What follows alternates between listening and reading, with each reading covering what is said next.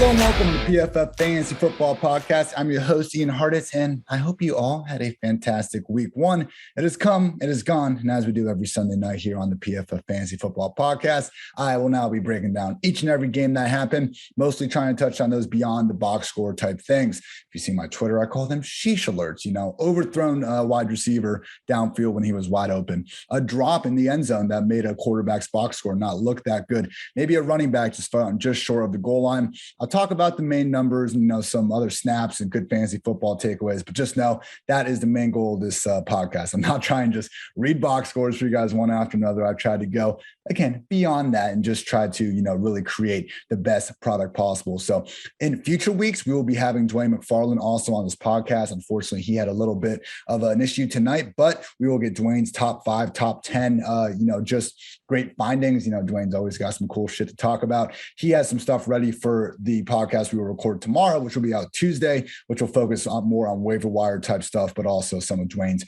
great takeaways. So with that, people, we will get right into it.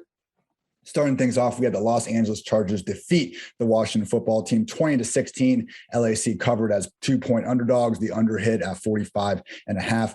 Justin Herbert, it wasn't easy for the man. He threw a pretty bad interception to William Jackson when they were driving down inside the 20-yard line. Still saw that arm. And I'll tell you what, when you can make every throw on the field like Justin Herbert, it just, even his bad games, you can just kind of see the stress that he puts on a defense. I kind of compared him to a younger career Josh Allen in the past. Not that they're the same players, but with Herbert's athleticism, with that arm strength, he really does force defenses for mostly better and sometimes worse to cover every square inch of the field. So, a lot of talent in this offense is going to make it easier. Keenan Allen, Mike Williams are there to throw the ball to. Keenan, I gave my helicopter seal of approval. Didn't jinx him. He got 9 catches for 100 yards. We won the 2 touchdowns. We'll see what happens next week. Shout out Mike Williams with 8 catches for 82 yards. Caught a short goal line fade where he just big bodied, whatever poor cornerback was lined up on him. And that really was where the targets were condensed.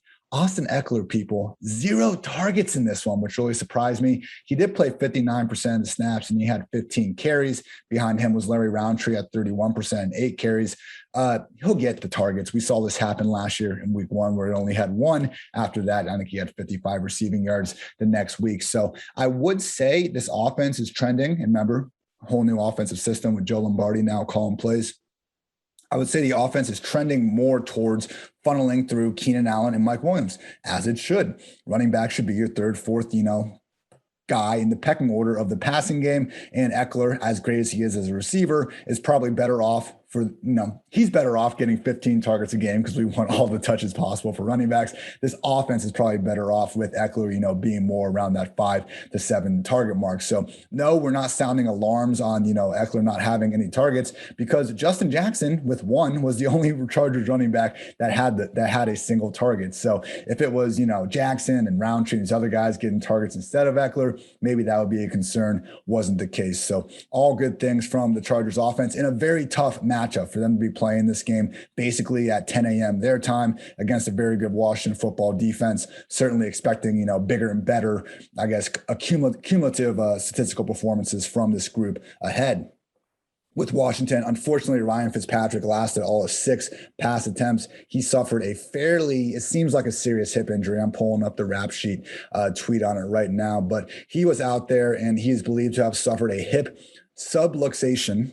Excuse me if I messed up that wording. And he'll have an MRI on Monday to determine if that's the case and how much damage it caused. Per rap sheet, the hope is nothing was broken. A serious injury, but they'll learn how serious tomorrow. So Taylor Heinicke came in relief. He had one really good drive. He threw a bomb to Terry McLaurin where Terry just made one hell of a catch and then was able to close things out with a touchdown to Logan Thomas. But in general, people, this Washington football team, they only threw the ball 21 times in this one. I'm not sure if it was just, being spooked about Derwin and Joey Bosa out there or whatever it was, but we just didn't see a receiver have more than 5 targets. Now, Antonio Gibson was the leading target getter in this offense, which is great to see. He actually ended up playing 67% of the offensive snaps. He had 20 carries and 5 targets.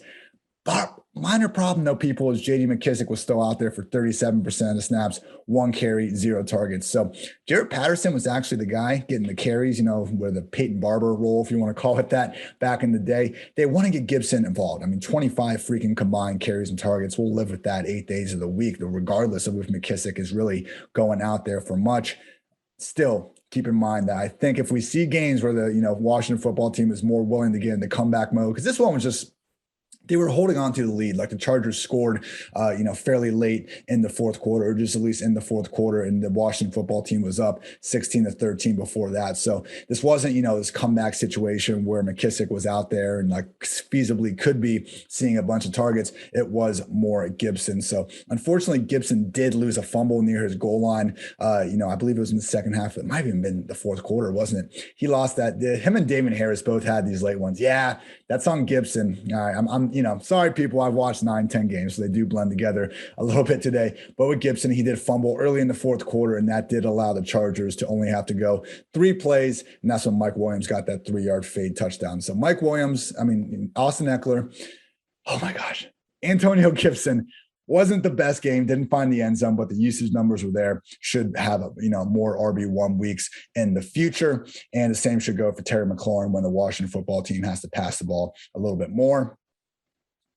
For every single matchup, we're going to do a PFF Lily stat. I'll explain this real quick. Lily is my wiener dog. She is fantastic. I love her very much.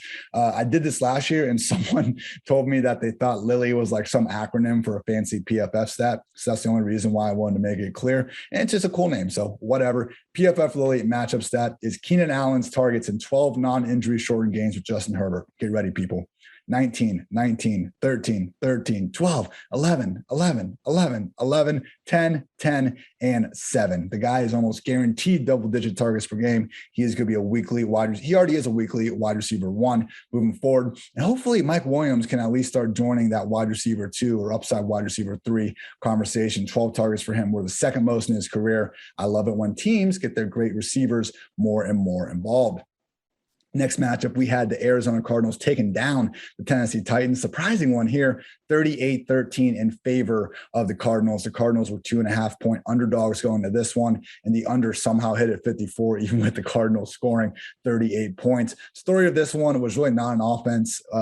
Wasn't on offense. It was Mr. Chandler Jones with 5 sacks to his name. That Jones family just breeding one, champion after another. Shout out to Chandler getting back on the field this year after, missing a ton of time last year and absolutely dominating. He even got Taylor Lewan to go on Twitter and basically just say like, I'm gonna be better for this. Chandler, beat my ass and got called out, and now I need to go fix things. So shout out Chandler. He helped dominate this game. And other than him, man, it was Kyler Murray. Absolutely ridiculous plays out of him. Like when you talk about guys that, really where box score like doesn't serve them justice in terms of how well they play the game, it is Kyler Murray. He had a touchdown to DeAndre Hopkins on the first drive after extending things. He had a sick best play of the game was to Rondale Moore, where he must have dodged 4 or 5 defenders before he got rid of the ball. It was truly ridiculous.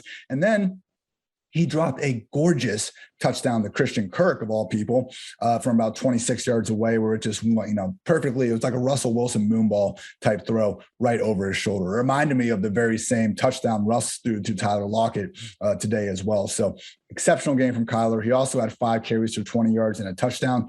Don't see those 5 carries and think that he wasn't running around as much. He actually had several pretty good gains, I believe, get called back on holds and things of that nature. So he was still running around, contrary to some of the things, he said in the offseason. But hey, if he can throw the ball this well each and every week, maybe he should be running a little bit less than normal. So great game for Kyler.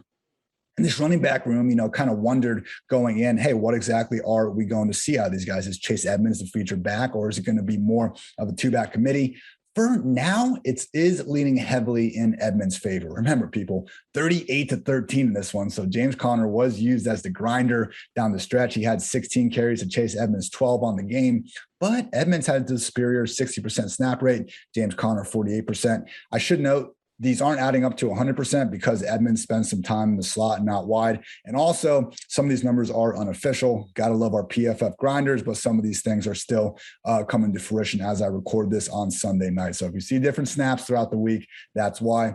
Anyway, Edmonds, most importantly, got all 5 targets from this backfield. So he managed to catch 4 of them for 43 yards, looked explosive. He did have a 36-yard game before halftime. That was, I guess, a little bit iffy. But either way, he is the back out of, Arizona that we want to be catching the ball. And he is that guy. So Chase Edmonds, I think, this doesn't really change too much for me. I think he's still a borderline RB2. This was a good spot for him. It's going to be annoying with Connor and Kyler potentially vulturing him near the goal line. But hey, if we can get 4 catches a game in this offense that should be scoring plenty of points, I think Edmonds should be just fine with that.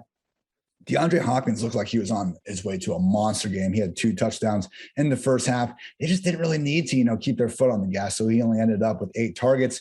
And yeah, Kyler only threw the ball 32 times in this one. So while Christian Kirk, was the guy really stepping up and he had the 2 touchdowns himself, Rondale Moore still looked pretty damn good, guys. 4 catches, 68 yards on 5 targets. We saw him, just take a screen a bunch of the way. He almost actually had a touchdown down the seam. I swear, if Rondale was like 4 inches taller, he could have come down with this. Also seemed like the defender got a nice little tug on his jersey. So good things from Rondale, even if he didn't quite meet expectations.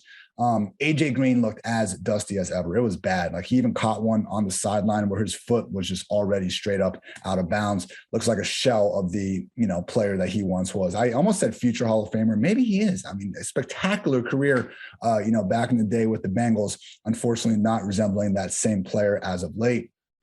With the Titans, yeah, Ryan Tannehill, 6 sacks. It was clear the Cardinals were really in his face and forcing him off his rhythm. Tannehill is super, and this is one of the stats I'm going to look up this week when we have things more finalized, but Tannehill gives me some Kirk Cousins vibes sometimes. He's way more athletic than Cousins. We see him pick up the rushing yards more often. He had a rushing touchdown today, in fact, but when defense can just knock him off his spot a little bit, knock him off that rhythm, things seem to go south in a hurry. So it was like midway through the second quarter, and A.J. Brown and Julio Jones still had 0 targets in this one. Whole passing game just couldn't find a way to connect. Ultimately, AJB did find the end zone. It's always AJB wide receiver 1 season, as we know. 49 yards and a tutty on 8 targets. Julio just 29 yards on 6 targets. Let's relax. Derrick Henry, 58 yards, on 17 carries. He had a 63% snap rate. Let's relax. Let's not throw out an entire offseason's worth of stuff because the Titans had an admittingly pitiful game. We should see better weeks when hopefully this offensive line isn't getting absolutely thrashed at the line of scrimmage. So I'm, for the moment, not going to put a big grain of salt in this one.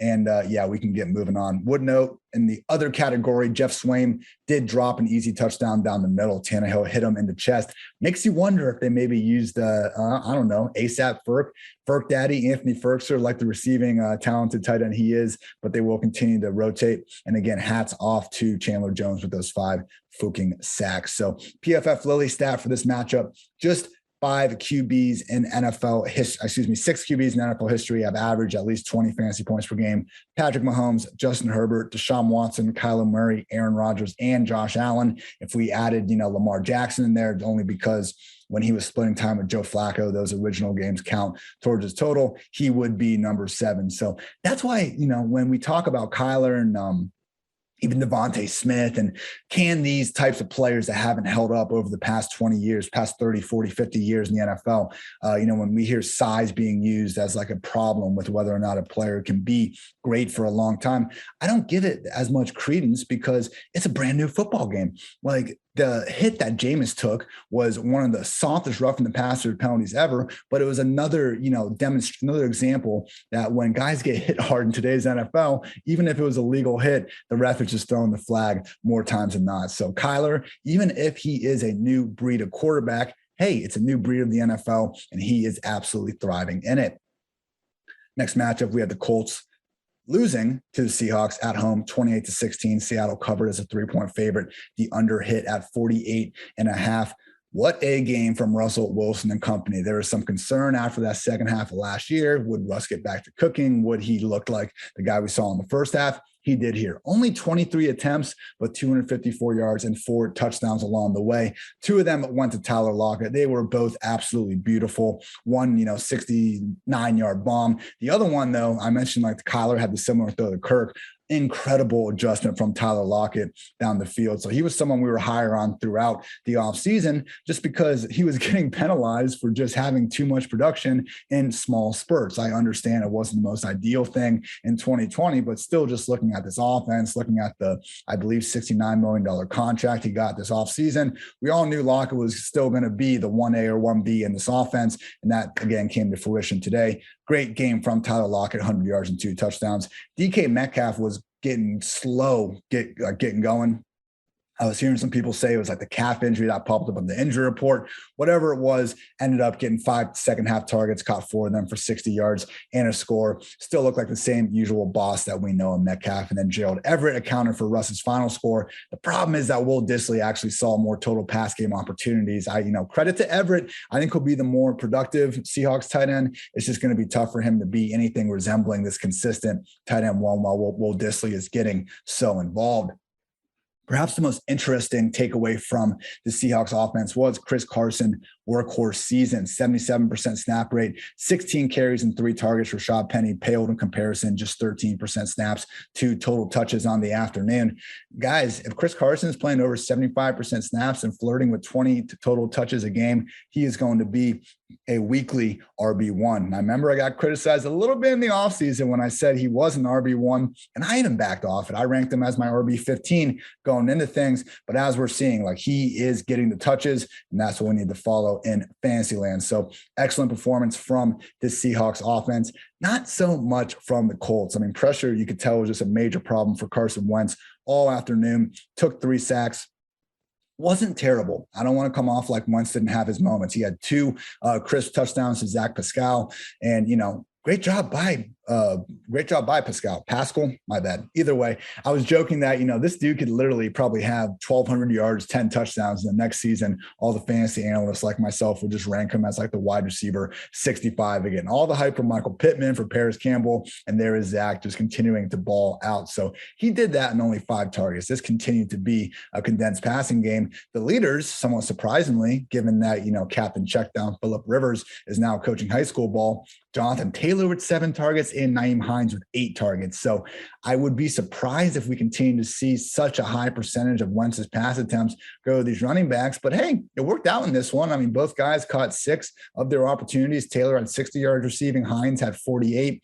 I guess the bigger issue, and I think Dwayne will have some awesome insight on this tomorrow, is the more specific Colts usage. Taylor played 54% of the snaps, 17 carries, 7 targets. Hines played 46% of the snaps, 9 carries, 6 targets.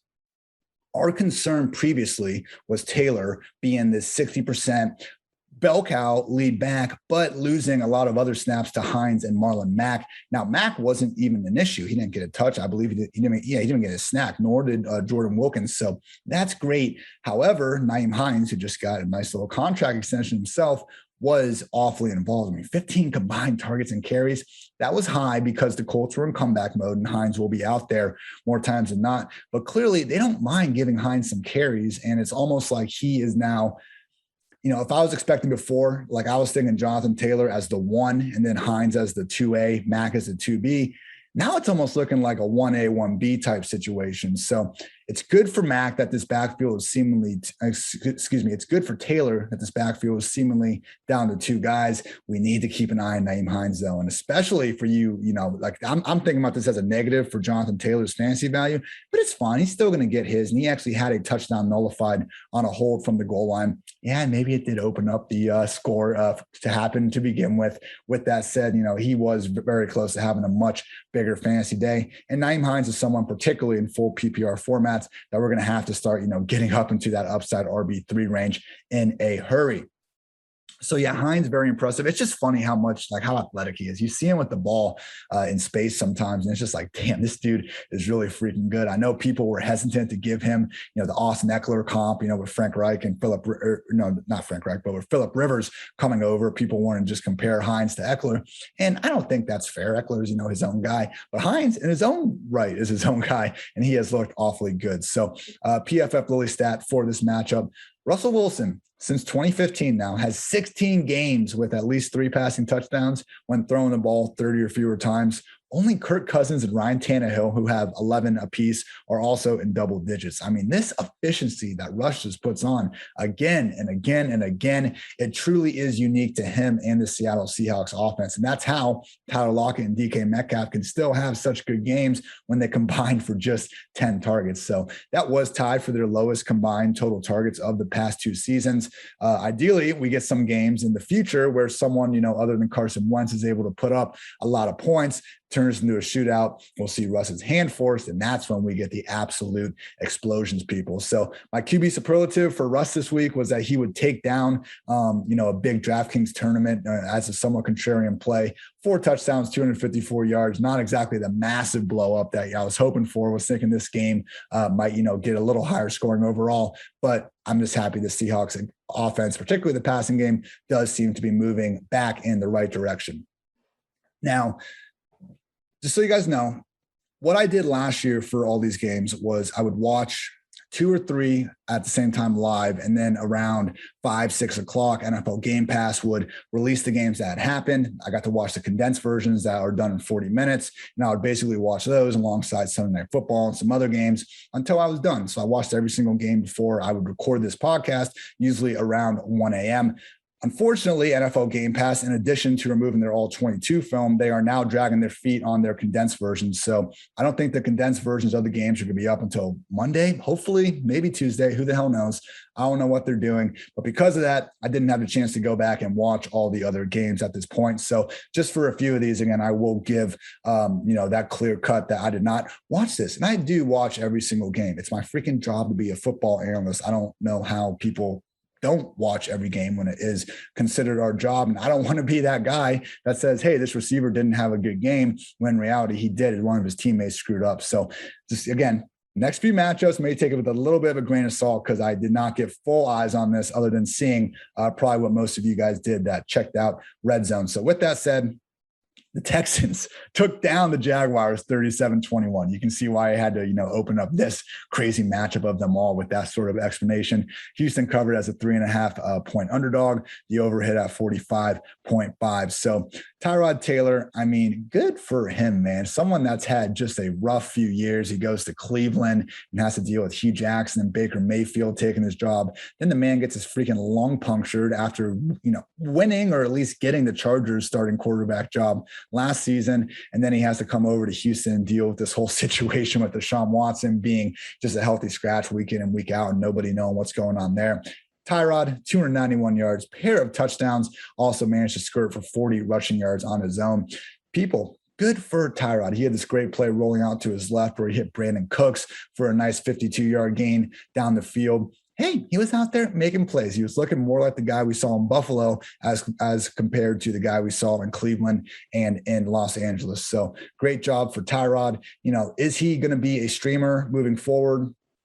Probably not. I think the big lesson from this game is probably we got to play everyone that goes against Jacksonville. Not that we should get behind him necessarily. They play the Browns next week, the Panthers after that, the Bills after that.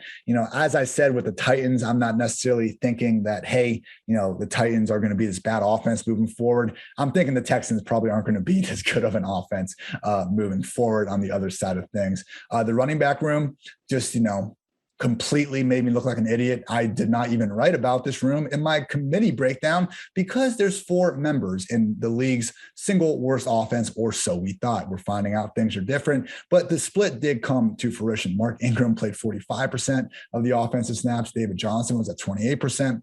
Phillip Lindsay, 27%. Rex Burkhead, 13%. Mark Ingram had 26 freaking carries, people. David Johnson, 3, Phillip Lindsay, 8, and David Johnson led the way with 4 targets. So if you're going to start one of these guys, it's going to be Mark Ingram. I'm going to have to, hey, I'm taking the L. Mark Ingram will be a slightly usable fantasy back, I guess, for a little bit, particularly in games where the Houston Texans can build an early double-digit touchdown lead for however many times that happens in the end. Either way, as you know, I do my little tongue-in-cheek little shtick here. Mark Ingram is the primary early down back, while David Johnson will be the primary pass down back. Will I rank either in my top 36 next week? No, but I will try doing a better job not laughing at people who give me start-sit questions with these guys. Also, shout out Brandon Cooks, 7 targets, 5 catches, 132 yards. This dude has now had 100-yard games from Drew Brees, Jared Goff, Tom Brady. Am I forgetting one? Deshaun Watson. There we go. And Tyrod Taylor. So Cooks, man, it would have made sense if he, didn't have a great year. He's the undisputed number one offense, number option in an offense that doesn't look like it's going to have a very good passing game. Credit to Cooks for starting off with a bang. Also had Pharaoh Brown, 4 catches, 67 yards. Danny Amendola scored a touchdown. Nico Collins almost had a sick catch out the end zone. Unfortunately, couldn't come down with it. Unfortunately, my buddy Andrew Erickson's favorite late round tight end, Jordan Akins, did not have a catch. Sorry, Andrew. On the other side of the ball, Trevor Lawrence, 332 yards, 3 touchdowns, also 3 picks. I saw at least 2 of them. They were not pretty. Credit to Trevor for, not quitting, continuing to throw the ball downfield and trying to get them back in it, but wasn't that great. DJ Chark, the dart touchdown to him for 41 yards down the sideline was a nice little throw. Marvin Jones had a couple of nice deep catches. We saw all the arm talent from Trevor Lawrence, and we saw the it factor. I'm just more concerned about the Urban Meyer factor, which is why the Jaguars just lost by 16 to the freaking Houston Texans in week 1 of the 2021 season. So for Lawrence, it backs up that he has the talent of a number 1 overall pick. He looks like, the prodigy it seemed like we saw at Clemson, but we also saw Urban Meyer doing things like under center with 5 wide receivers out there and not looking like anything close, at least from the snaps I saw, to this, offense that's going to make life consistently easy for Trevor Lawrence. 51 pass attempts in the guy's first game after Meyer preached all training camp about wanting to have, a top 8 rushing offense seems a bit peculiar. Now, this part is not going to be fun, people. The running back split. On the one hand, James Robinson, 62% snaps. That's good. Carlos Hyde, 37% snaps. A little high, but not completely intolerable, whatever the hell that word means. James Robinson, 5 carries, though, 6 targets. And Carlos Hyde, 9 carries and 1 target. Guys, we cannot have this close if this offense is not going to be good. I was thinking James Robinson would dominate pass down work, and he did. That's 6 targets to Hyde's, only 1 is great to see. But if he is literally going to be working behind Hyde on early downs, that is a massive problem, everybody. We're talking about likely splitting goal line work in an offense that, again, doesn't seem to be moving, upwards on the scoreboard all that quickly. The reason why James Robinson was so great last year was because only Dalvin Cook and Derrick Henry had more touches than him before he got injured. That is clearly not going to be the case this year. He's not going to be this bad every week. I'm not telling you to go fire sale James Robinson or anything like that. With that said, he is definitely going to be leaving my top 20 until we get some sort of confirmation that Hyde isn't going to be as involved as he sure has looked, not only this week, but also throughout the preseason. So PFF Lilly stat for this one. This is what could be exciting, people. This wide receiver room, we're all been kind of hoping it'd be Laviska Shenault. Then Marvin Jones was doing well, and they both had good games. Laviska had 7 catches for 50 yards. Marvin Jones, 5 catches, 77 yards and a tutty. DJ Chark, though, on paper, wasn't that great. Only 3 catches, 86 yards and a score. But air yards, and for those that don't know air yards, these are meant to show kind of a wide receiver's total opportunity. If Patrick Mahomes throws a 40-yard pass to Tyreek and he catches it, that's 40 receiving yards, and that's 40 air yards, however many receiving yards he picks up after the catch as well. If he doesn't catch it, it's 0 receiving yards, and it's 40 air yards. So the air yards are basically showing, and it's a good way to show guys are getting really good, fantasy-friendly downfield opportunities, maybe not cashing in on it. Now, we call them prayer yards sometimes because they're from a bad quarterback, and we just know they're empty, and they're probably not going to be a sign of positive regression. In Chark's case, I think we could see him and Lawrence get more on the same page. And with that said, people, the only guy with more air yards than DJ Chark in week 1, Mr. Tyreek Hill. So it's number 1, Tyreek with 235 air yards. Number 2, DJ Chark at 195. Number 3, CeeDee Lamb at 175. Number 4, Amari Cooper at 149. So gotta love those Cowboys receivers. But if you got Chark late in the fantasy draft, I think he's going to be right up there inside upside wide receiver 3 territory in a hurry. Next one, we got the 49ers taking down the Lions, 41-33 in a freaking, nail biter, or maybe a kneecap biter, as Dan Campbell would say, that a lot of people didn't see coming. A lot of frustration here. This is another one that I unfortunately wasn't able to watch, didn't make PFF's Octo screen. We had 8 freaking games going at once. There's about 6 because some of the screens weren't exactly working perfect. But people, what a freaking range of emotions in this one. Like to see the Lions come back, outscore the 49ers 23-10 in the second half. Credit to Goff and company for not quitting throughout, because it looked like it was just going to be a romp early on with that 31-10 49ers halftime lead. So credit to them for not quitting. This game was, the Deebo Samuel show for the most part. 9 catches on 12 targets, 189 yards and a score.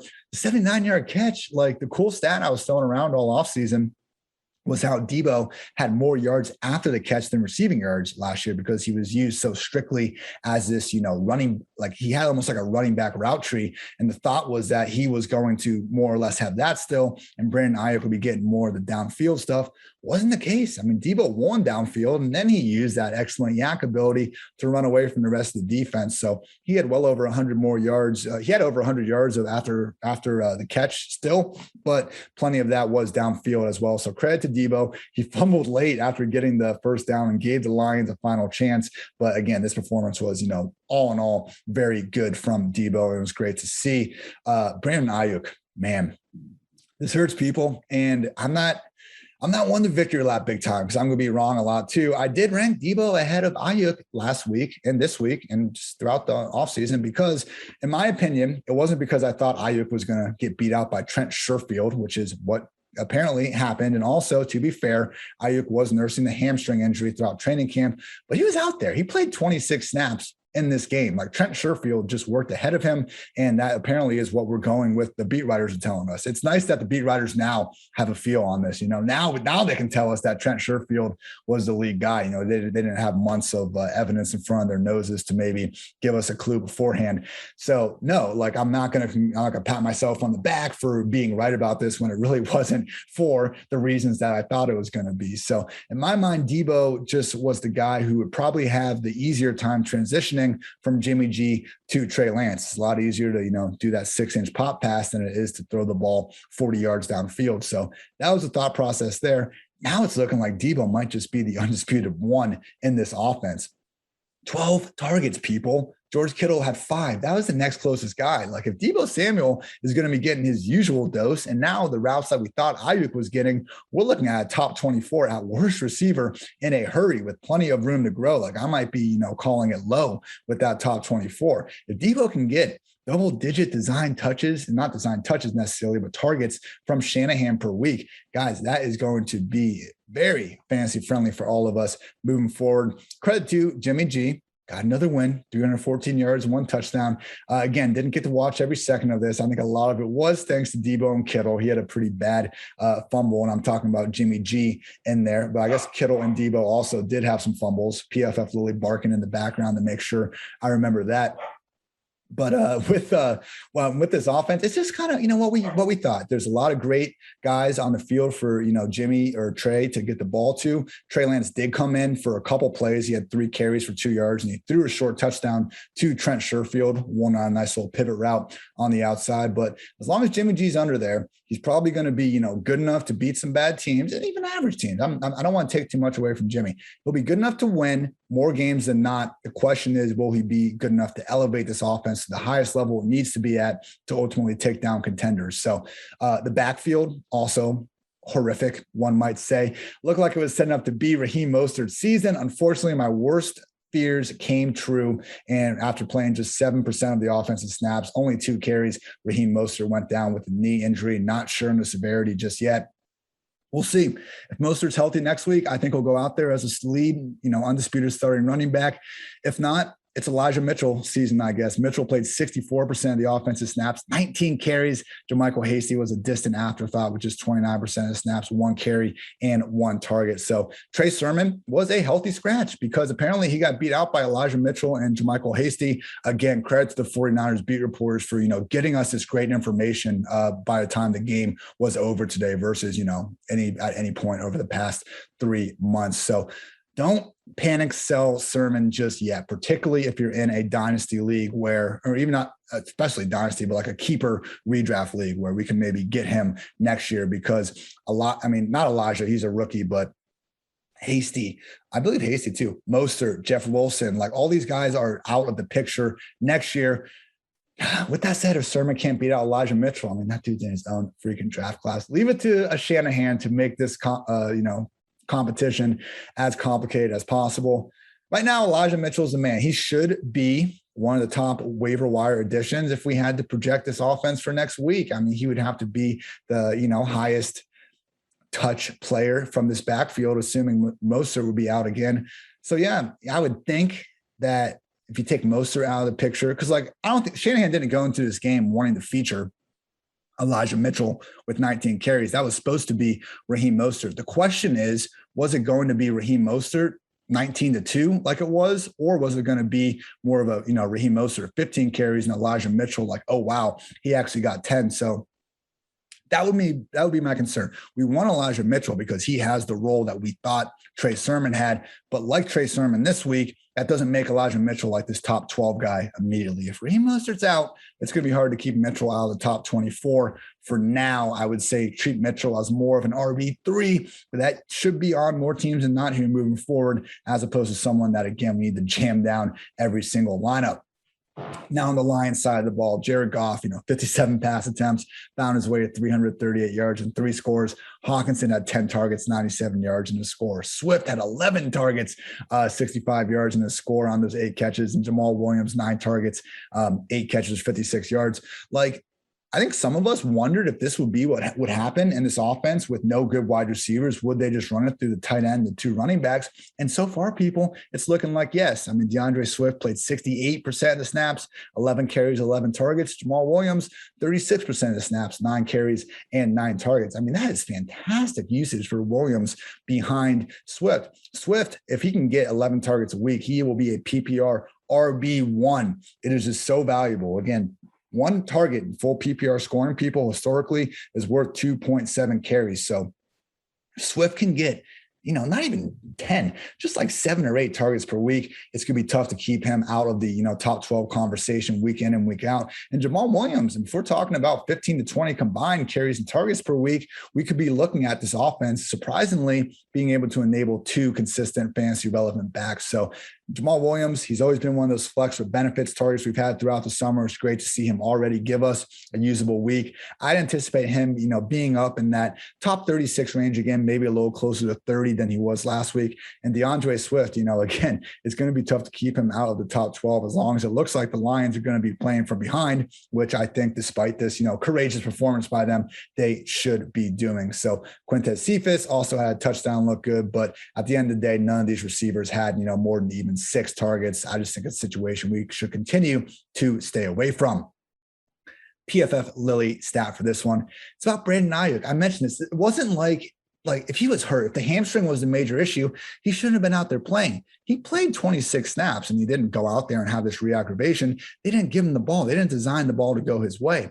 Why? Apparently, Shanahan wants him to be more professional. That's what I'm reading from these beat writers. So it's all coming very quickly. Hopefully we'll actually get some good information about it throughout the week now that the whole public is making our, thirst for this stuff known. But last year, his previous low in snaps was 42, and now is in his second career game. I think first career game for him, actually, it was week 2 last year. His first career game, he still played 16 more snaps. Now is coming off an injury as well. And that was 72% of the offensive snaps. We have no evidence of them ever putting Ayuk out there as anything more than a full-time starter until now. So I pray to God this is not a Dante Pettis situation. We would really hope not, considering Ayuk was a first-round pick. But the more we see this, Shanahan traded up to get Joe Williams. There's Trey Sermon, his guy. Whether it's August Kyle Shanahan, September Kyle Shanahan, just, being these complete enemies of each other or what, as much as we all love to, jerk off this dude's offense and everything and the scheme and how great it is, some of this player personnel decision, I'm not saying I disagree with it. The dude just put up 41 points and everything. Obviously, Kyle knows more about his players than I do. I just wish maybe we had some local reporters that can give us more insight into what is going on in Kyle's head. Because at the end of the day, that's all we're trying to do. So credit the 49ers for their win. We will have a better grip on this offense as the year goes on. For now, though, Debo, Kittle, and there he is, Elijah Mitchell, looking like the main producers. Next matchup, Bengals, Vikings. Bengals won this one 27-24. I did get eyes on it. Bengals covered, or I guess pushed at, I know they covered. Yeah, they were 3-point underdogs in this one, and the over hit at 47.5. So Joe Burrow, I guess the interesting part with Burrow was he didn't really have the volume we were used to. By the time regulation ended, I mean, he was barely even pushing 20 pass attempts. They were happy to play with a lead and not put too much on his plate. Even in a full 70 minutes of football, Burrow only had 27 pass attempts. Joe Mixon had 29 rush attempts in this one. So it's a little bit problematic. Maybe it was a game plan thing, just like how the Cowboys played the Buccaneers and Dak threw the ball freaking zillion times. Zeke's going to be more involved in future weeks. I think Burrow will be throwing the ball more in future weeks as well. He did take 5 sacks in this one. Maybe that was a concern, and it will continue to be a concern. But that high-end volume was one of the reasons I was so high on Tyler Boyd, because if you look at Burrow throwing the ball 40, 50 times a week, potentially, that is when there's enough room for Chase, Higgins, and Boyd to ball out. Without that sort of total, though, it's going to be tough. And Boyd finished with 4 targets. Higgins had 5, Chase had 7. It wasn't like he was completely shoved away as a distant number 3, but it's going to be tough for Chase and Higgins to return value consistently as well with these sort of minuscule workloads. Credit to Jamar Chase for getting over his drop issues. He had a 50-yard touchdown over Bashad Breeland, where Breeland just, I don't know if he thought he had help or he just didn't think Burrow was going to throw downfield, but didn't, offer too much resistance. Higgins also found his way into the end zone from a shorter distance. So those guys are great, and they'll continue to be efficient with their opportunities. But there's a lot of great receivers in the NFL, like Mike Evans, Chris Godwin, Antonio Brown. Those guys are going to have this problem as well, but those guys are in a much more pass-happy offense. And, Brady's obviously a better quarterback than Joe Burrow at this point and probably ever. So with all that in mind, people, it's good. We can get Chase back into the top 24, 25 of these receivers with him looking good and seemingly being the number 1 target.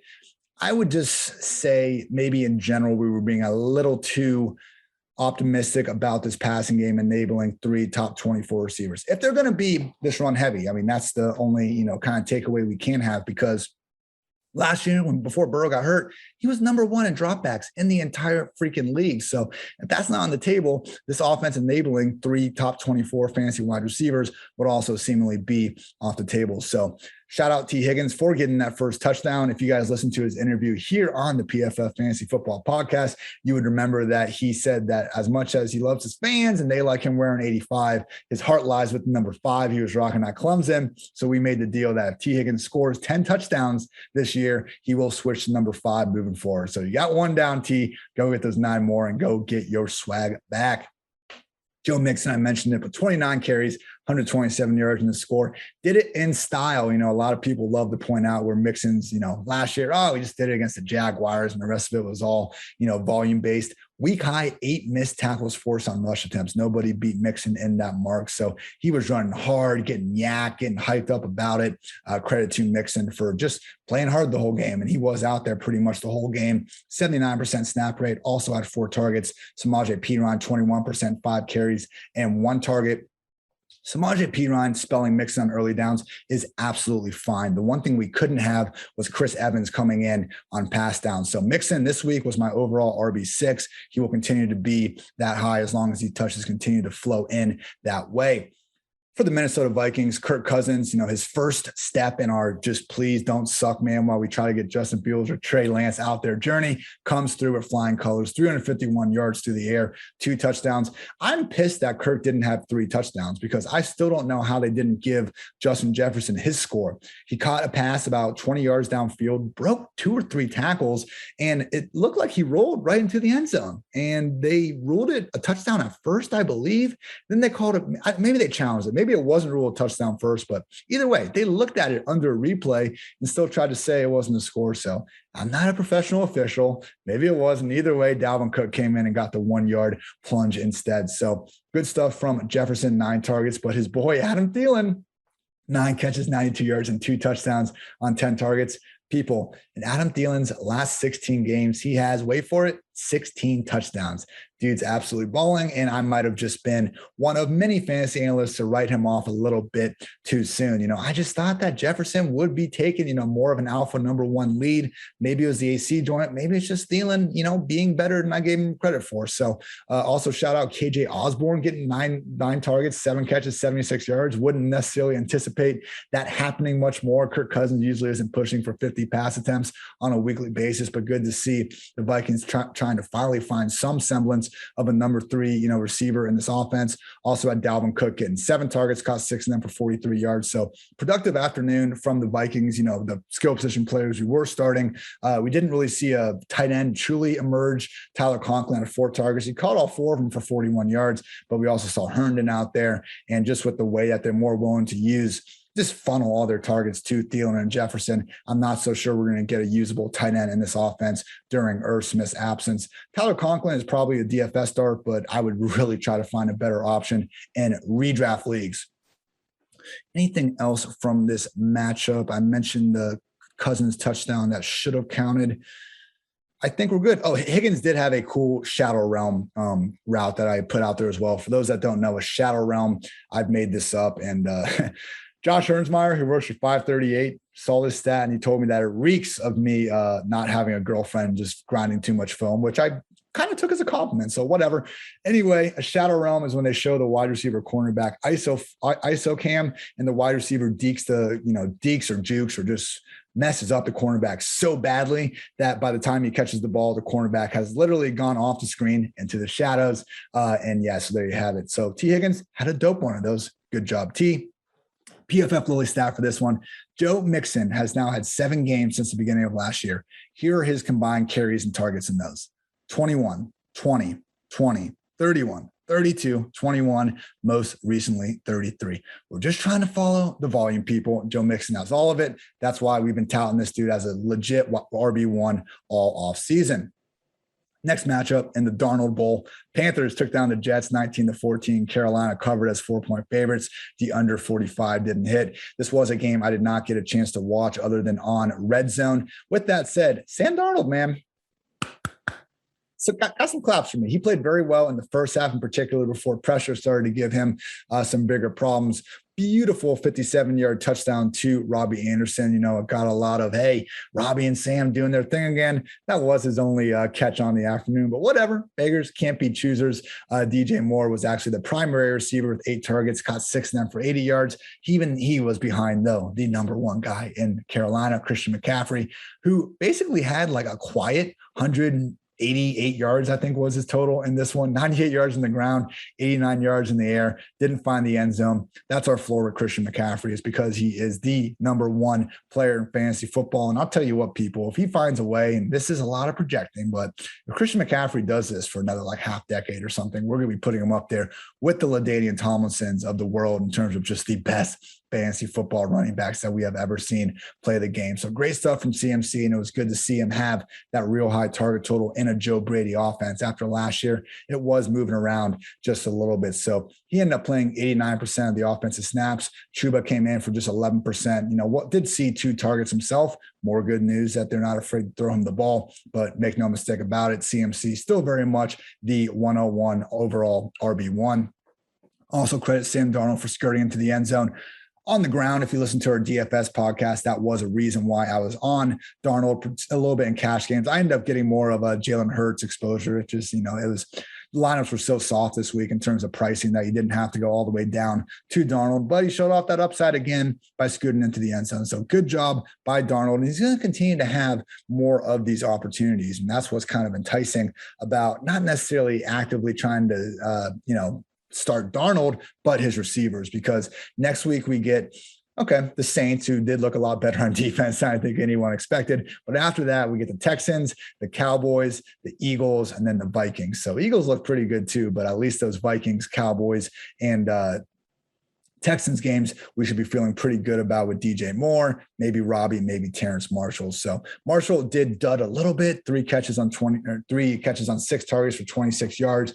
It's going to be hard for Darnold to enable 3 high-end fantasy relevant receivers as long as McCaffrey is soaking up so much target share himself. So if anything, I think this game shows us that DJ Moore is really the more undisputed guy in this offense, which he should be, but just wasn't always a given. Robbie was featured ahead of DJ Moore last season. That's not the case. We will adjust. I had DJ in my, top 24 this week because the matchup was just so good. I think he will stay in there moving forward, even in worse matchups, because he does seem to have a better grip on this offense's overall target share.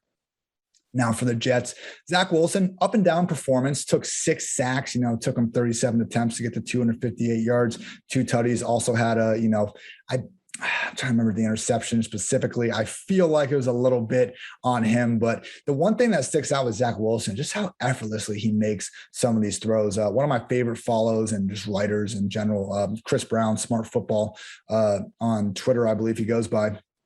He wrote for Grantland back in the day. Anyway, he made a good point on Zach Wilson where it was just like a preseason snap where he threw the out route, and he was saying how like Wilson has the arm talent to just throw an out route without doing this big hitch in the back of his delivery. I am not a quarterback technique master, maestro, or anything like that, people. But when I do hear someone smart that is, an expert on these types of things talking about it, it's good to pass along that wisdom. And we just saw some more of that from Wilson. Like, this guy doesn't need to set his feet to have a perfect pocket to put ropes down the field. And we saw that again. Corey Davis, 5 catches, 97 yards, 2 scores on 7 targets. We saw some bombs downfield that didn't quite come to fruition, but at least, again, showed off that big play ability. Denzel Mims, of all people, had a 40-yard catch where it looked like he could have gone to the end zone if he kept running that way. I'm not sure why he seemingly just headed out of bounds when he had a couple steps.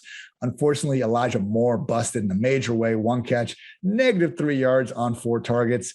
Hoping for bigger and better things from him in the future. But yeah, I'll again, go back and watch this game here on Monday or Tuesday and hopefully have a better feel for Elijah Moore moving forward. It's going to be problematic though, because clearly Corey Davis has the best report with Zach Wilson right now. We're fully expecting, at some point, Jameson Crowder and Keelan Cole to get back in the picture. It might be tough, at least early in the season, for Wilson to enable more than one high-end fantasy talent, as long as he is not exactly firing on all cylinders. So he was pressured a lot in this one. And in good news, the Jets' amazing offensive lineman Beckley did not suffer a bad knee injury like we thought. I believe it was just an MCL sprain. So good news there. Hopefully bigger and better days for Zach Wilson and company instead. I'm just happy that we got another young quarterback with absolutely bonkers arm talent out in there making Sundays more entertaining. And that brings us to our PFF Lily stat, the highest average target depths in week 1. Russell Wilson at 10.9 yards, and number 2, Zach Wilson at 10.5. So Wilson did this on 37 attempts compared to 23 for Russ. The guy wants to throw the ball downfield. I appreciate that. Should he maybe lean off that a little bit and be, more one with the offense than he was? Sure, but it's enjoyable. It's entertaining. That's what we're here for at the end of the day. Thanks to you, Zach Wilson. Before we move on real quick, I want to touch on these Jets running backs who I forgot to talk about. And Ty Johnson, apparently RB1 in a sense. Now, I got so many Ty Johnson start-sit questions this morning. I didn't know why. I mocked it to an extent. And okay, I'm a little bit wrong. 53% snaps. That beat Michael Carter at 27%, Tevin Coleman 25%.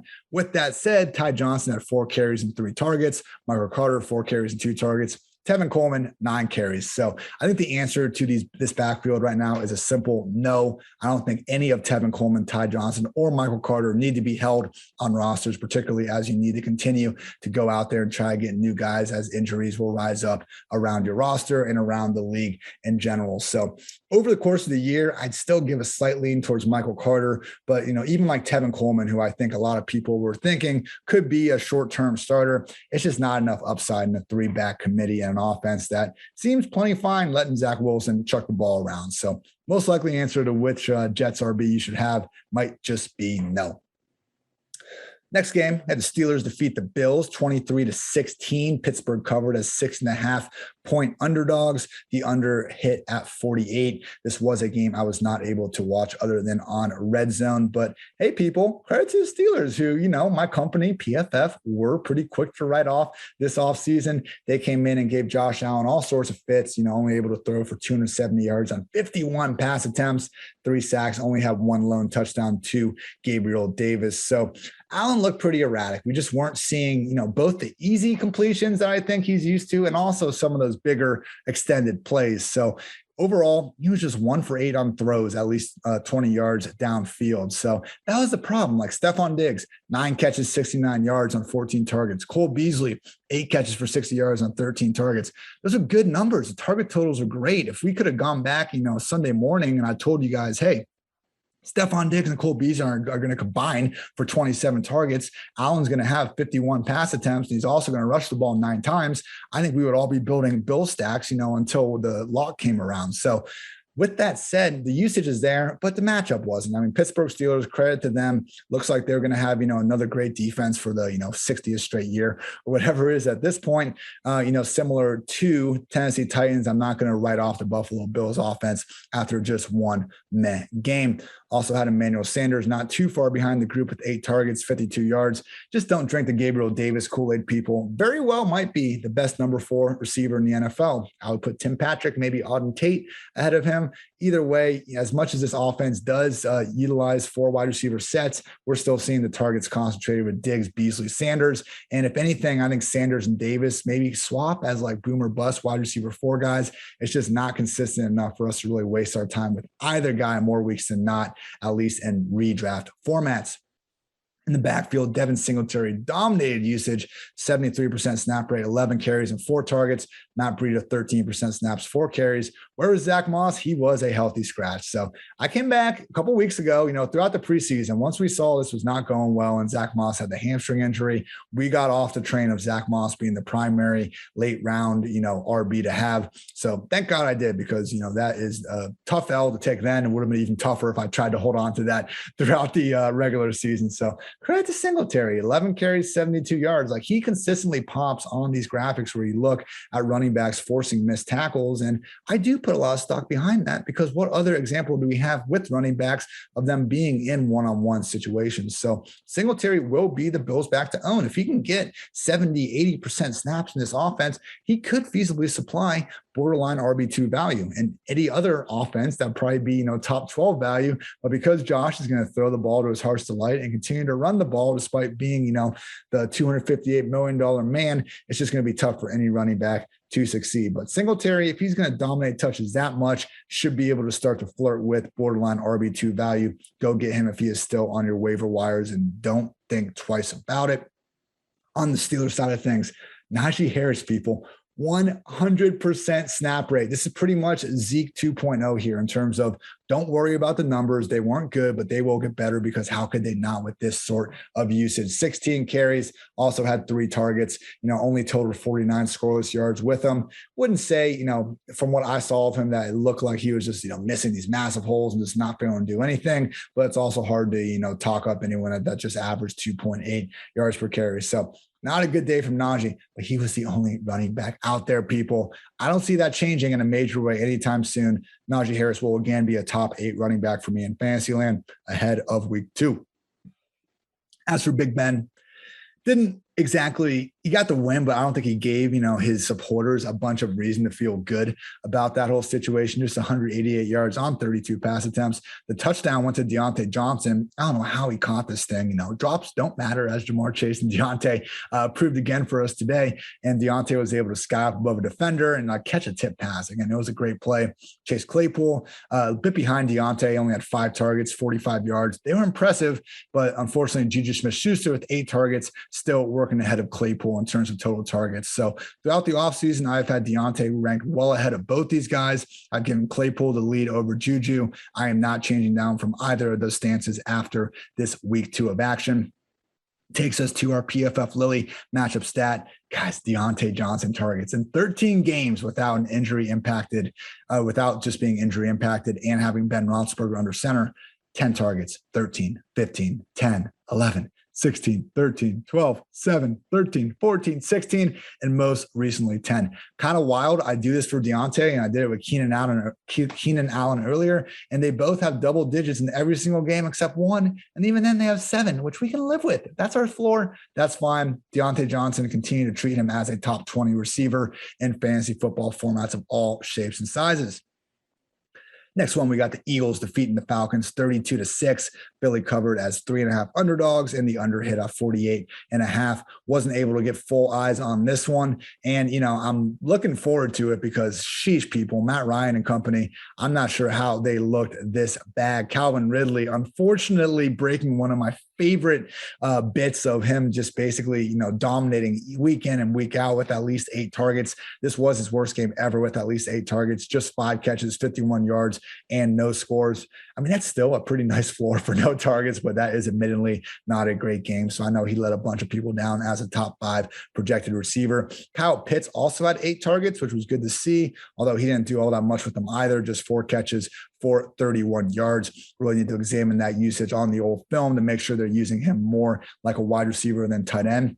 Hey guys, you see who the RB1 was in terms of total rushing yards? That's right, my guy, Cordero Patterson. He did work well behind Mike Davis, though, in a little thing called snaps and touches. Mike Davis, 75% snap rate, 15 carries, 6 targets. My guy, CPAT, 33%, 7 carries, and 2 targets. So credit to Patterson for making plays. Guess what? The best kick returner of all time is pretty good when you give him the ball as a rusher or receiver as well. I said kick returner. So chill out, Bears fans. I get it. Devin Hester, best punt returner ever. Look at the numbers, though. Cordero Patterson, kicks, not kicks and punts, just kicks. Best kick returner ever. That's an Ian Hartitz guarantee. But yeah, I mean, Mike Davis, that's fantastic usage. We just didn't really get the, scores out of it. But I would like to think the Falcons are going to score more than 6 points, more weeks than not. And we'll be going back to Mike as, a low-end RB2 moving forward. It's just concerning with Matt Ryan. I mean, the reason why he was my single biggest fade of the offseason at the quarterback position was because of his just, again, dire performance without Julio Jones. In a 25-game sample over the years. I'm not talking Baker without OBJ or Mahomes without Tyreek Hill. When I did that study, the Matt Ryan without Julio thing was the one that stood out the most, with an aging quarterback and an offense that doesn't exactly appear to be, on its way up. I don't think Matt Ryan has earned, by any stretch, the benefit of the doubt here moving forward. And Streamer Lamb, over on the Eagles side of the ball, Jalen Hurts, great game, 264 yards, 3 touchdowns. He had a touchdown to it was Kenneth Gainwell. Kenneth Gainwell caught a touchdown. It got nullified because Lane Johnson went too far downfield. Didn't matter. Hurts a couple plays later threw a seed to Dallas Goedert for the score. Truly awesome throw. And I think even, again, just as few parts of this game I did see, it was very encouraging for Hurts' progression as a passer. He also hit Rager for a 22-yard score. He got Devontae Smith on the first or second drive of the game down the sideline for a pretty, I believe, 19-yard score. We saw some great passes from Hurts, and the whole kind of reason behind making him our prime kind of late round quarterback to go to. I mean, late round as in 9th or 10th ranked guy. I know we had the Cousins, Trey Lance field strategy, but Hurts in terms of just last guy you want to get before you're really going into the deeper guys. He backed that up, 62 rushing yards as well. And it's just what we continue to see from Hurts. When he is out there, he has been largely nothing other than a fantasy QB1. The question is, can this backfield, continue to supplement a QB1 with an RB1? Doesn't look bad. We had Miles Sanders play 66% of the offensive snaps, had 15 carries and 4 targets. Kenneth Gainwell was at 36% of the snaps, 9 carries and 3 targets. So this was a backfield that for a while we looked at and we just said, how many guys are even going to be here? But hey, Boston Scott, 0 week 1 opportunities, and he didn't even play any snaps, I believe. I'm looking up right now if Boston Scott was even out here, and I don't think he was. He actually played pretty well in the preseason games. I know there's practices and stuff like that, but the concern with this backfield was that Nick Sirianni was going to do what he did with the Colts, utilize 3 or even 4 backs. But if it's just 2, we can get back on the Miles Sanders train. So it's annoying that Gainwell vultured his touchdown and all that.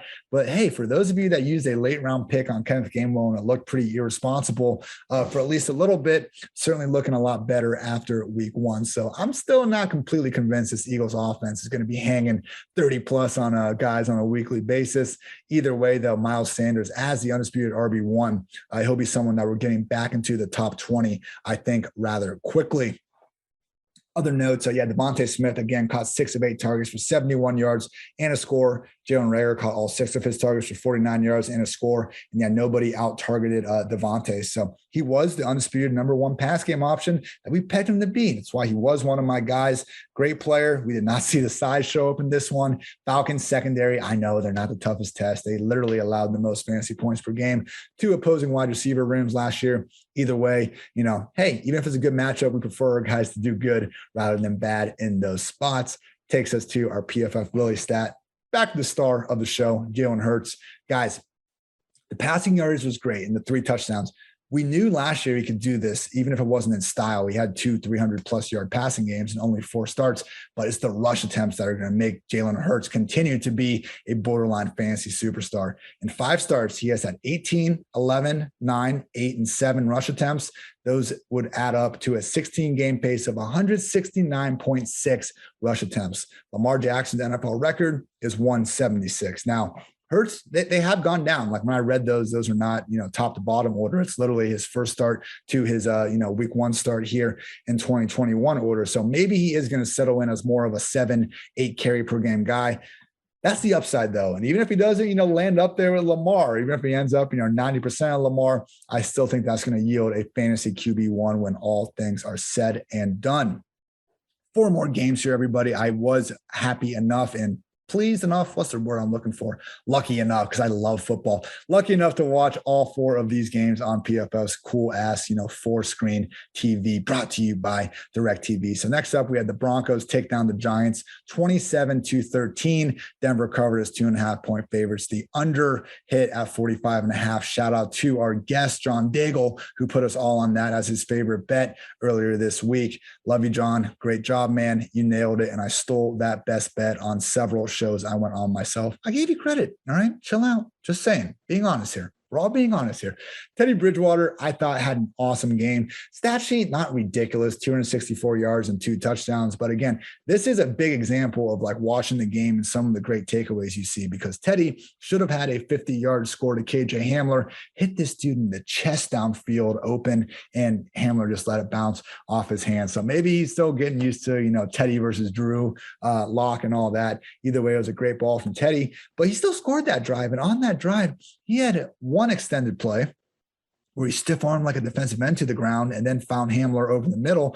And then later he scored. He threw the touchdown to Alberto. One of these days we'll figure out his last name, where he stiff-armed another guy and he got the ball off. So Teddy is someone that, I think in his New Orleans Saints days, maybe because he just wasn't back to 100% following that gruesome injury he had to go through, but he was always someone that we just didn't see put up any sort of a rushing floor. And in this one, we had the 19 rushing yards, but it was more what he did to get out of pressure and still make plays off script that really impressed me. So, Teddy, we saw some good things from him in Carolina last year as well, but a lot of the problems came down to, them in the red zone. I mean, he talked about how in Carolina, they didn't even practice like 2-minute drill or red zone scoring. It was encouraging to see him hit both Alberto and Tim Patrick closer to the goal line in this one. Still wouldn't say Teddy's necessarily going to be, a reliable streamer, someone we should really be trying to hang our hat on. But hey, people, the job seems pretty secure with him, and we know he has, a fair amount of weapons to get the ball to. He's got the Jets next week, and I would say he could be flirting with a top 20 quarterback placement in that, great potential blow up spot. Now I have to stop myself because I said, Teddy, I want to say he had a ton of great options to throw to, but one of them got taken from us. Not as bad as we thought, though. Jerry Jeudy suffered a high ankle sprain in this one. When it happened, I thought like it was a Dak type injury. I thought I saw his ankle go another way. It looked like when Conor McGregor freaking had that happen to him against Dustin Poirier. Apparently it's just, quote unquote, just a high ankle sprain. It could sideline him for 2 months. I'm just happy Jeudy did not get taken hopefully, I'm knocking on wood, the entire season in week 1. He had 6 catches, 72 yards before that, showing off some of that great route running ability. And he really was working ahead of all these other guys, save for Noah Fant. So Jeudy, hopefully he can get better, man. Truly one of the more fun wide receivers that I've seen enter the league over the past few years. Those wide receiver cornerback ISO cams are always just so much fun for Jerry. Please get healthy soon.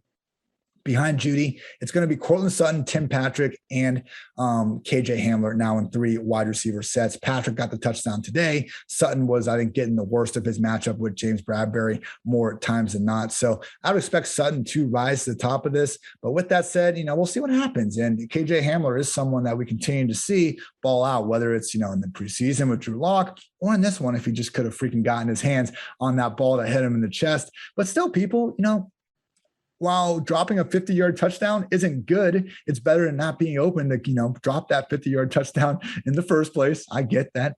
Dropping more of those is going to lead to him getting thrown off the team. Just realize, don't bench Hamler. Don't consider rostering Hamler moving forward just because of one drop. I'm not even saying he needs to be this, huge waiver wire ad this week.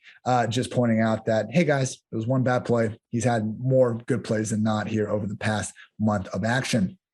In the backfield, we had a split committee, Melvin Gordon and Javonte Williams, each exactly 50% of snaps. Melvin had 101 yards on 11 carries and a score, compliments of a 70-yard rush where I'm not sure a single Giant laid a finger on him the entire time. A little bit more rough sledding for Javonte, 14 carries, 45 yards. Neither guy was seeing too much work in the pass game. Melvin Gordon did get 3 targets to his credit. Javonte just 1. So yeah, for now, it does seem like 1A, 1B with Melvin in the lead. At least there's not a third back. Continue to trust Javonte to take this over sooner rather than later, and especially by 2022 when everyone should be loving him for Dynasty. I would say, I've seen the folks over at Player Profiler who are very sharp with their Dynasty format. Javonte for a lot of people is already a top 10 Dynasty back just because of how young this guy is. I mean, he's still going to be significantly amount younger than Najee Harris. I think by 2 years next year, basically. This dude is only 21 years old. He turned 21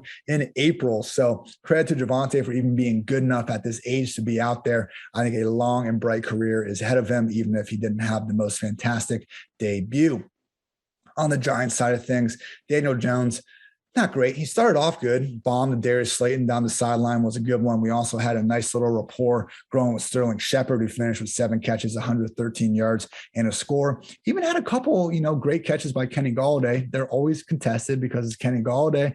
But, when Kenny can turn 50-50 balls into 90-10 propositions, we can live with that. So I guess it was interesting to see these targets kind of so spread out. Shepard had 9, Slayton had 7, Golladay had 6. I probably would have thought those would be reversed with Shepard, more in the middle, if you had asked me before game time. So not saying that Slayton's ahead of Golladay. I wouldn't trust that moving forward. Still, Shepard and Golladay, I think those are 2 guys we're going to need to squeeze much closer in the ranks. And Shepard, already paying off as someone whose target totals always seem much higher than where his ADP had him going. Unfortunately, people, the big L in this one, and I'll take some responsibility for it. It was Saquon Barkley. Played 47% of the offensive snaps, 10 carries, 3 targets. Devontae Booker played 39% snaps, 4 carries, 1 target. So this one, Saquon by the fourth quarter, obviously they weren't going to keep him out there. So I do think he would have flirted with closer to 60% snaps and more of a normal game. But yeah, this was terrible. And we'll just go straight to the PFF Lilly stat. Saquon had just 27 total yards on his 11 touches, his single lowest yardage total of his career. Even last year when he got hurt originally, he had racked up 28 yards on the 4 touches. So I know the matchup was bad, and I know Rap Sheet came out and said a limited role as possible. Rap Sheet also said that Austin Eckler and who's the other one? Christian McCaffrey would be, limited coming back. They proceeded to have 28 and 25 touches last year. Different injuries, which is fair. Hardly the first time we've heard about, the Giants potentially sitting Saquon.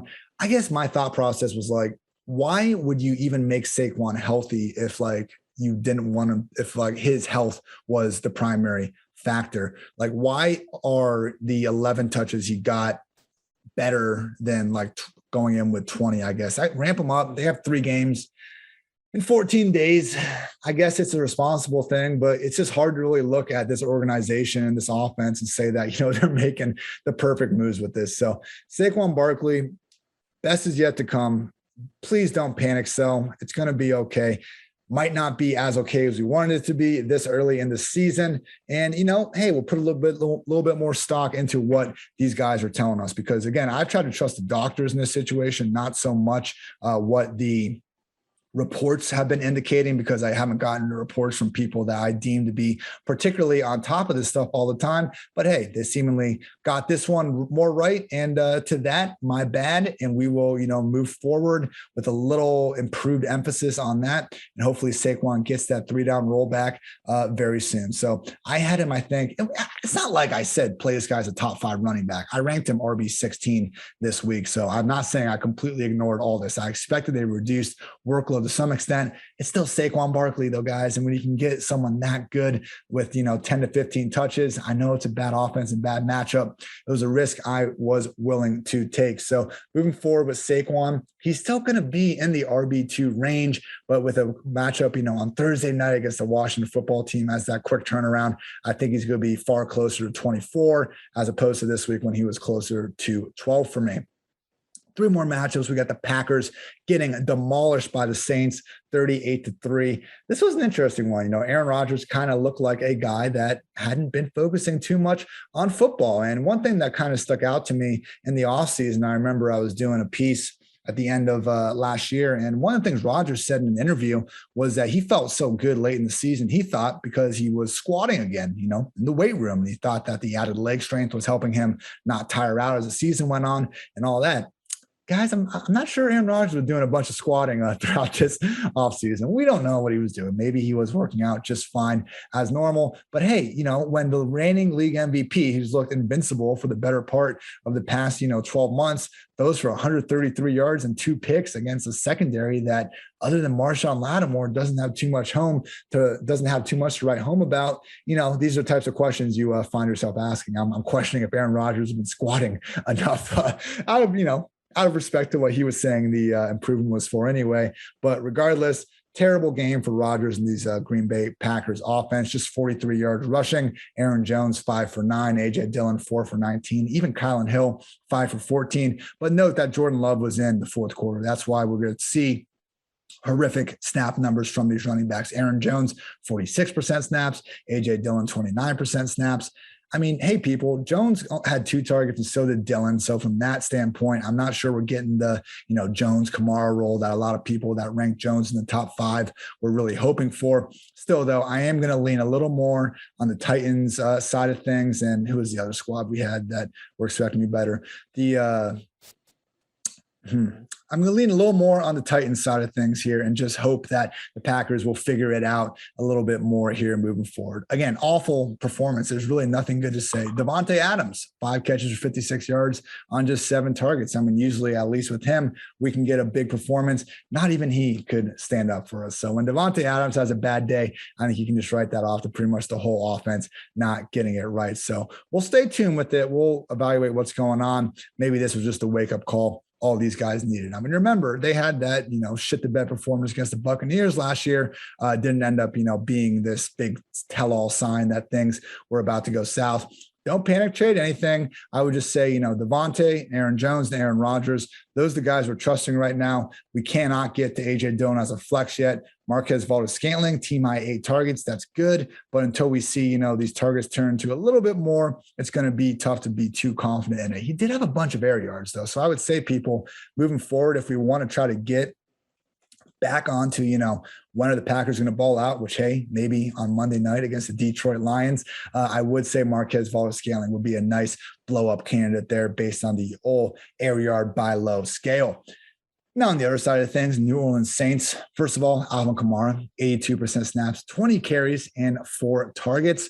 Actually scored on a little pop pass from Jameis Winston where he took it into the end zone from about 3 yards out. Wasn't too hard, but kudos to him for getting there. And yeah, still the all-swag RB1. Good game for Kamara. Tony Jones, 27% snaps, 11 carries, and 1 target. Pretty much in that, Latavius Murray role, if not a little bit less. With Kamara getting this role, we need to see how the targets work out in the future. Jameis only threw the ball 21 times. I'd like to see what Kamara's targets look like if, we see a 30, 35 pass attempt workload. But Kamara, he's certainly not leaving the top three, and he might just have something to say to Dalvin Cook about getting that number 2 spot in full PPR formats. Again, Jameis just didn't really throw the ball enough for anyone else to truly ball out. I'm sure Marquez Callaway burnt a lot of you, just 1 catch of 14 yards on 2 targets. But guys, only Deontay Harris, courtesy of a 55-yard bomb for a touchdown, had over 25 receiving yards in the Saints offense. And this takes us to our PFF Lily stat, because this is one of the weirdest passing performances ever, and it's so perfect that Jameis did it. Jameis Winston was 14 of 20 for 148 yards and 5 touchdowns. There have been 210 instances in NFL history of a quarterback having 5 touchdowns. The previous record low for yardage was 158 yards by Eddie LeBaron back in 1962, and now it is number 1, Jameis Winston. So I love that stat for Jameis. He now has the most, ridiculous 30 interception season that we've basically seen in the modern NFL, and he also has the most efficient 5 touchdown, or can we even call that efficient, like the most low yardage but still awesome passing game ever. 5 touchdowns, 2 of them to Juwan Johnson. And I'll tell you what, the first one was fantastic. Jameis put it only where he could get it. I mentioned the beautiful bomb to Deontay Harris, also had a nice one to Chris Hogan, and he got the cheap pop pass to Alvin Kamara. But whatever, that's what you get when you're playing under Sean Payton. So Jameis, great game. We got to see a little bit more. I don't think he's going to be throwing a touchdown, every 4 attempts throughout the year. But hey, as someone that was really questioning before if the Saints offense could continue to be great, all the guys, Marquez Colston, Willie Snead, just think about all these Saints receivers that come out of nowhere over the years. I was hesitant in assuming that Callaway, that Tony Jones, that Juwan Johnson could just effortlessly start being great as well without Drew Brees under center. It's a pretty good start. So Jameis and New Orleans Saints, I wouldn't say we're going to treat them as world beaters immediately. But with that said, it's a great game, people. And, I'm going to give them a little bit more benefit of the doubt moving forward. I just wouldn't, completely fade Callaway here. He still does look like the number 1 receiver. He tied for the position high in targets with 2. Adam Troutman surprisingly had 6 targets. He could have maybe had a touchdown. He dropped a pretty easy one from about the 7-yard line. I'm not sure if he could have found his way into the end zone, but it was just a weird game. That's what it was. It was a weird game. So if anything, buy a little bit low on Callaway and, move forward in this offense, fully trusting Alvin Kamara. Know that Tony Jones is the backup running back to have. Jameis is presenting some nice streaming value. We only saw Taysom Hill come in for 1 or 2 snaps as a true quarterback in this one. And because of that, Jameis Winston, people, he's back starting quarterback. The game's more fun. I love it. 2 more here.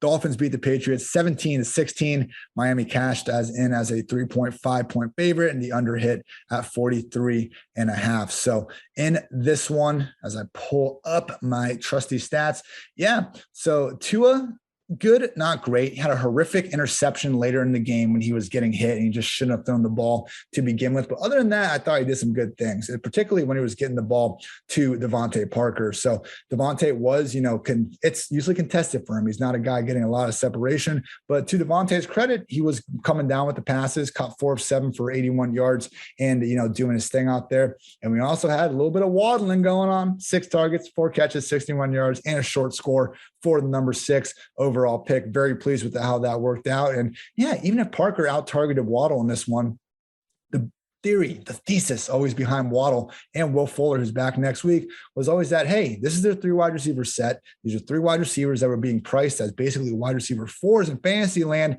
Worst case, you're drafting a guy that will probably be a wide receiver 3 or wide receiver 4. Best case, like this week, we see Waddle and even to a lesser extent Parker flirt with that wide receiver 2 upside. So great stuff there. I'm not sure Tua in and of himself is going to be able to, have this super prolific season, but I sure know getting Fuller back will help, and not facing the Patriots. So next week, they got the Raiders. I already love the idea of stacking Tua with Fuller and Waddle and DFS.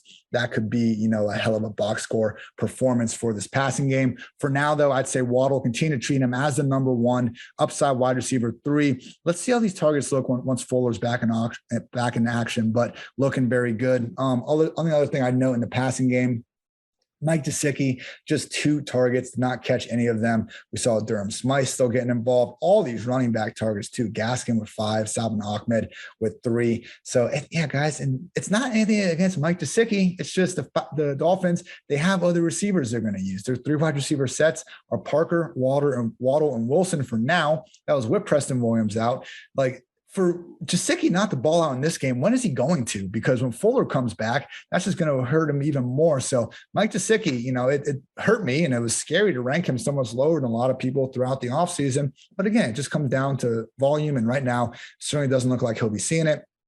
With these running backs, Myles Gaskin, 54% snaps, Malcolm Brown, 29%, Salvin Ahmed, 19%, Gaskin, 9 carries, 5 targets, Malcolm Brown, 5 carries, Salvin Ahmed, 3 and 3. So Gaskin's the leader, but he's the leader of a 3-back committee in an offense that at the moment doesn't exactly seem primed to be flirting with top 10 status anytime soon. So, hey, credit to Gaskin. He made the most out of his opportunities. He'll be, a low-end RB3 moving forward. You can put him in your flex and feel okay about it, just not returning that, top 24 value that I think a lot of people drafted him for earlier in the offseason. Now, for the Patriots, great game from Mac Jones. Didn't get the win. Wasn't really his fault, though. I mean, Damien Harris was the one that actually lost a fumble down the way when it looked like they would have a chance to go ahead and, take control of this game. We also saw Ramondre Stevenson lose a fumble early on and basically get benched afterwards. So for Mac Jones, I mean, he seemed a little erratic early. He was taking some big hits. He had a fumble early on that, I think they were just lucky to even not lose control of the Patriots offense. So didn't look amazing in the first half, probably because it was his first half of professional, regular season football against a good defense. Came back in the second half and truly was making some nice throws. Nelson Aguilar had a nice seam route and then a pretty easy touchdown. I thought Mac Jones' best throw today was on this wheel to James White, where you just saw some perfect touch on that. We also saw Jacoby Myers catching 6 catches, 44 yards on a team high, 9 targets. Jonnu Smith had 5 targets. Hunter Henry had 3. Aguilar had 7. Hey, people, Patriots are throwing the ball around. To see Mac Jones in his first game rack up 39 attempts, Patriots as a team did have 69 plays, so that could have had something to do with it, just a little more volume than we're used to seeing. But either way, James White, Aguilar, Jacoby, even Jonnu Smith, these are guys we're going to be bumping up in the ranks more and more here moving forward. So great stuff from the Patriots offense. Damien Harris, even though he did have that fumble, was still the clear-cut bell cow. First carry of the game, he went 35 yards. Overall finish with 100 on 23 carries. And even chipped in 2 catches for 17 yards. So he did play 54% of the offensive snaps. James White, 37%. And again, Stevenson was pretty much out of the picture after that early carry. So no J.J. Taylor, which was what we wanted to see. And yeah, if it's Harris and James White, both of them can be relevant fantasy football not even relevant, highly relevant fantasy football assets. Same thing in Detroit, people. Like, even if these backs aren't necessarily like blowing you away, or their offense isn't, I should say, like even if the offense isn't the most high scoring unit in the world, if we can just condense a lot of volume around 2 players, that's going to be good in fantasy football land. But takes us to our PFF Lilly matchup stat. Mac Jones has now taken 99 dropbacks in the preseason and regular season. He has only 1 turnover-worthy play so far, and that was his first drop back when he got sacked and fumbled it. Other than that, Mac Jones has not had an interception deemed, his fault by any stretch, or put the ball on the ground. So fantastic job by Mac Jones this whole time. Again, taking care of the football and making some great throws along the way as well. Still not someone I think is going to be awfully fantasy relevant. Just his back is against the wall as long as he's not going to be giving us any sort of a rushing floor. But for the Patriots in real life, and also for all of his teammates in fantasy land, certainly looking good. Last one up, Browns beat the Chiefs 33-29. Browns covered as plus, I guess they pushed at +4. That was up usually around 6 or 7, though higher in the week, but whatever. Over hit at 54.5. Baker Mayfield, man, didn't get the win, threw an interception at the end that a lot of people will probably put a lot of his blame on. But with that said, people, I thought he played fantastic. My dark horse kind of MVP pick for the year, and I'm feeling good about it after a game. Some of the throws he put on tape, man, just fantastic. So he did have the pick at the end. it looked like he was trying to throw the ball away. Tony Romo said Baker was trying to throw the ball away. I trust what Romo thinks, what a quarterback's thinking more so than myself. He was just getting tackled from behind. It looked like he didn't have the arm strength to get it there while that was all going on. So, good things happen for the defense when you hit the quarterback as they're throwing. I tend to think that's all that was. Other than that, though, guys, 321 yards on just 28 attempts. Again, it was one great throw after another, the first half in particular. So, he could have had an even bigger day. Anthony Schwartz, their kind of surprising third-round pick, was way more involved than I think anyone expected. He had a nice 44-yard catch. The problem was Baker hit him in stride. Schwartz bobbled it, had to go out of bounds. If he catches it and keeps running, I think he finishes that play in the end zone. Also had a great throw from Baker to Njoku. And it seemed like he was just more willing to test downfield, which made it so sad that Odell Beckham decided that he wasn't healthy enough to play in this one. Again, I'll take my L with thinking OBJ was going to play, but it's not like I'm pulling this decision out of thin air and saying, I believe in OBJ, he's going to play. It was based on all the reports and all the beat writer speculation, even what Stefanski was saying about it, where Stefanski, to his credit, said it was going to be a game time call, but he also said, he was limited and we'll call it 90 minutes ahead of kickoff like we do with everyone else. Seemed like coach speak, ended up not being that way. So hopefully Beckham is out there sooner rather than later. I would say the good news is it seems like they're only letting him go out there when he is fully ready to go. So I don't think we're going to have a Saquon-esque situation where we have to worry about Beckham going out there and only seeing, a handful of snaps. I think when he's ready to go, he'll be out there in his full-time role. So please stay put on Beckham. It's frustrating. I hear you, but good things should be ahead. And yeah, other than that, guys, it's still going to be tough to get behind anyone in this passing game. I know Donovan Peoples-Jones has been, an upside guy to consider, but nobody in this passing game had more than 5 targets. It looked like Austin Hooper was going to take over early. I think he had 3 catches in the first drive alone, didn't catch any of the rest of the way. Njoku ended up leading the way with 76 receiving yards. Wouldn't count on that happening much more. Shout out Jarvis Landry for finding his way into the end zone on a goal line rush attempt. That was pretty cool. But again, it's just going to be tough to expect those sorts of things to happen week in and week out. So I would say as long as Beckham is out, Landry can get more into that low end wide receiver 3 zone, but just expect a lot more goodness from these running backs. Nick Chubb, 53% snaps. Kareem Hunt, 47%.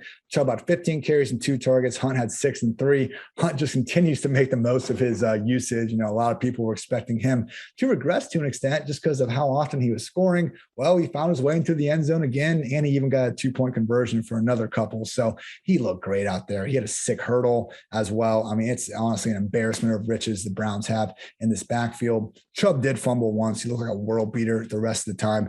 Continue to fire him up as a top 10 back on a weekly basis. And Hunt, man, it's not ideal. He works behind Chubb straight up, but hey, they find a way to get this guy 10 plus touches a game. He's one of the best running backs in the league from a talent perspective, and he's playing in one of the better offenses. So Kareem Hunt, even if it's going to be tough to always squeeze him in that top 24, he's still someone you want in your roster and that you can start more weeks than not. And God forbid something happens to Chubb, true league winning talent. On the Chiefs side of the ball, typical Mahomes game, which just means absolutely spectacular. 337 yards and 3 touchdowns. Tyreek Hill, 11 catches, 197 yards in the score. Right when it seemed like the Browns might be kind of, taking over this one, first play of the drive, Mahomes just launches one as he's rolling out to his right. Hill stops, catches it, and just finds his way into the end zone. So it kind of reminded me when they did that to the Patriots in 2018 in that game in Foxborough, when it was like the Patriots had just tied things. The crowd was getting loud, and then just first play, Mahomes, bomb, Hill, touchdown. Then he got a bunch of beer thrown on him. But Tyreek Hill, just even if Devontae Adams, I still think deserves the crown, the best wide receiver in the game. I don't think another wide receiver puts more stress on the defense for 60 minutes than Tyreek Hill. With Travis Kelce, only 7 targets. Oh, don't worry though. He made the most of them. 6 catches, 76 yards, and a pair of touchdowns. Just some confusing coverage from the Browns. But you know what? I'm not exactly sure how to guard Travis Kelce either. Neither is the rest of the NFL, so don't want to be too hard on them. Nobody else had more than 3 targets. I don't think that Mecole Hardman or Demarcus Robinson or Byron Pringle are necessarily going to happen. Patrick Mahomes is fine enough throwing to Hill and Kelce to his heart's delight. And hey, if they're going to be open every damn play, I guess it's going to work out. Finally, with this backfield, Clyde Edwards-Helaire, 74% snaps, 14 carries and 3 targets. Darrell Williams, 20% snaps, 1 carry. Jerick McKinnon, just 7% of the snaps and no touches in this one. So Clyde, that's great. 14 carries. He didn't make a ton out of everything. He finished with, 72 total yards, no scores. But this is fine, people. This should produce, at worst, the borderline RB1 that he was being drafted for. Even if Clyde isn't going to get the Kareem Hunt, the LaShawn McCoy, the Jamal Charles heights, you didn't draft him as that this year. Last year, sure, I understand why you'd be pissed off at that point. This year, that 75% usage is great to see and should lead to bigger things moving forward. So Clyde Edwards-Helaire continues to be an upside RB2 as the featured back in the league's single best offense. Finally, Jarvis Landry, he had the rushing touchdown. He also had a sick hurdle. Shout out Sam McGuffey, who I think of every single time I see someone have a cool hurdle. And I mentioned how Schwartz could have had a long score, but bobbled it. PFF Lily stat, it's about just Kelsey owning the Browns. In the last 2 matchups against the Browns, Patrick Mahomes has targeted, or I guess also Chad Henne. So Kelsey in his past 2 matchups against the Browns, 17 targets, 14 catches, 185 yards, and 3 touchdowns. Madness. Great job, Chiefs. Good win. Good job, Browns. Last 2 years, the Browns got blown the hell out by the Ravens and the Titans. At least this one was competitive against the defending AFC conference champs. Wild stat I heard on the broadcast, though. The Browns haven't won a week 1 game since 2004. Come on, schedule makers. Get them a layup in 2022. We got to let the people of Cleveland get a win. That's been far too long. And this podcast has probably been far too long as well. I am out of breath, but we have gotten through all 13 games from this one. I hope you enjoyed the Sunday night matchup. And again, Dwayne McFarland and myself will be back here on Tuesday morning, ready to go over what happened then, some extra couple notes, and the waiver wire stuff. So this will be our usual podcast scheduled throughout the year. Monday morning, you can expect a review of all the games. Tuesday will be a waiver wire focused episode. Wednesday will be a game-by-game breakdown, looking ahead to next week. Thursday will be a special guest, 10 questions. Friday, DFS. Saturday injury report, and Sunday morning we'll be back to answer your questions. So all day, every day, gotta love it. Fantasy football is in the air, and we are on to week 2. So thank you as always for tuning in to PFF Fantasy Football Podcast. And until next time, take care, everybody.